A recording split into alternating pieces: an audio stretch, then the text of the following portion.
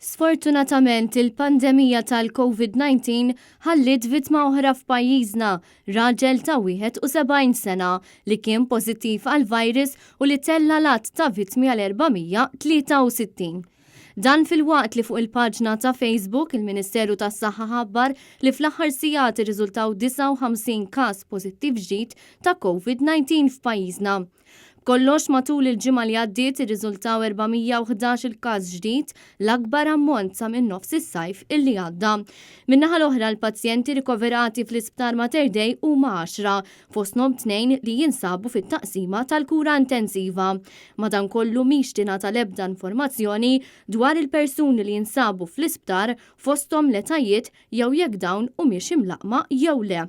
Sa dan it-tant 45 persuna oħra huma meqjusa li fiequ bin-numru ta' każi attivi bekk kompla jitla għal 766.